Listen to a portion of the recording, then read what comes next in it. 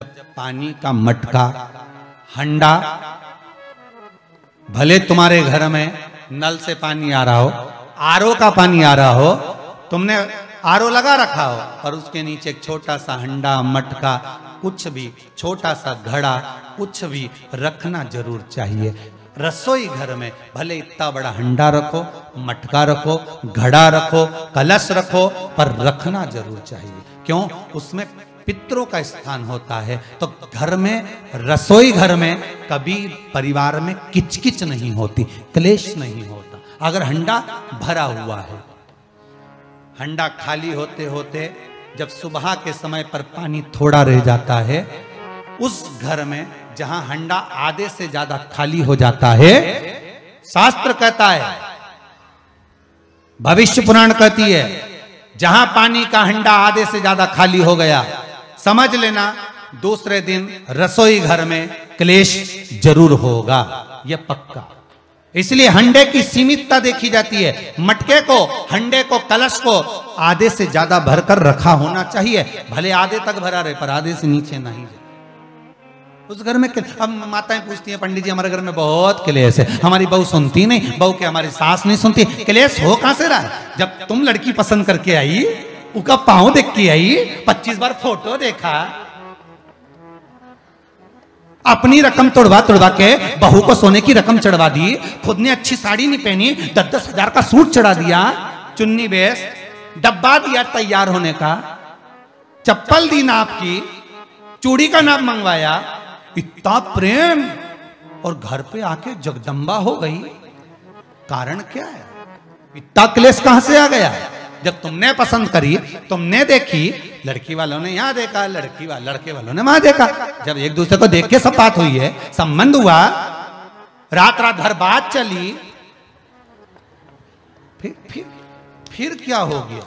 यहां तो रोज फोन लगाती थी, मम्मी ये वाली साड़ी तैयार कर लो। हाँ बेटा कर ले, ऐसी बात सास और बहू में चले। चूड़ी का नाप भेज दीजिए, चोली का नाप भेज देना, और मैंने डब्बा तैयार कर लिया है, मैंने वीडियो कॉल में दिखाया, देख ले, यही है। चप्पल भी लिए, ये भी लिया, चोटी भी ली, गजरा भी लिया, दुनिया का सामान लिया, शादी करी ने 2-3 लाख रुपए तो गार्डन में खर्च कर दिए, ने लोगों के खूब चटाया, 2-3 लाख रुपए खाने में खर्च कर दिए, गिफ्ट भी दिया मेहमानों को। जब इतना खर्च करा, इतनी जोरदार बातचीत थी, फिर आखिर 1-2 साल में ऐसा क्या हो जाए कि ये जगदम्बा ने ये कात्यायनी हो जाए? कारण क्या है? वो कारण तो ढूंढो। अरे बोलो तो सही है कि नहीं है? कारण तो ढूंढो कि कारण क्या है ऐसा, कि क्या कारण हो गया। अब दोष दे नहीं कि माँ ने सिखा दिया होगा, और वो दोष दे, तुम तो अपनी माँ के ही हो, हमारी तो सुनो ही नहीं। अब वो इधर दोष, वो उधर दोष दे, ये दोष देने से कुछ नहीं हो, अपने कर्मों का दोष देखो। ने जरूर झांक कर देखना कि सवेरे सवेरे कहीं हंडा खाली तो नहीं मिल रहा है, पूरा नीचे तक तो नहीं चले गया, आधे से नीचे तो नहीं हो गया। मतलब घर में दूसरे दिन क्लेश तो होना ही है, भले कटोरी के चक्कर में, पानी के चक्कर में, रसोई घर के चक्कर में, रोटी के चक्कर में, चाहे दिन भर में कभी भी होगा, पर 24 घंटे में क्लेश होगा, वो पक्का है।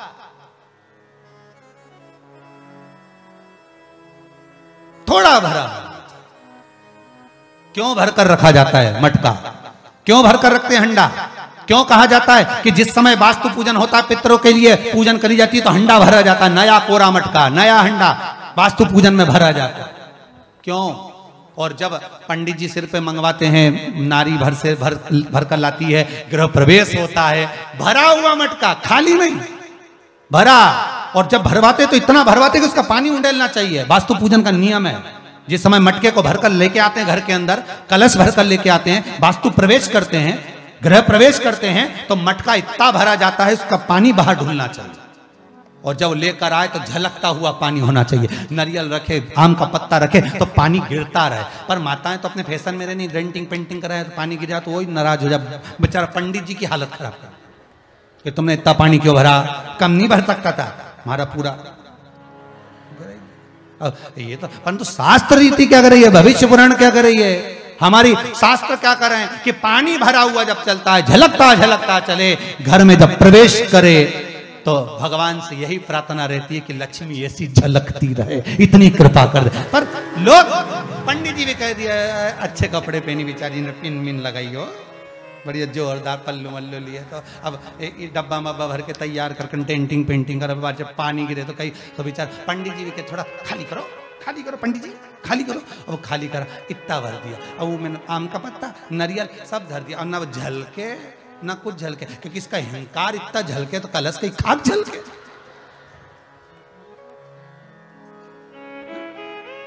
ये तो गृह प्रवेश कर रही तो अपने आप को ऐसी समझ रही कि महारा बराबर कोई नहीं बनाया ऐसी, और ऊपर से के फोटो खींचना, अभी इसका अहंकार इतना झलके तो कलश के खाक झलके। अब जो झलकना वो तो झलका ही नहीं, न झुमका झलका, और कहा मतलब का झलका है, सो झलके सो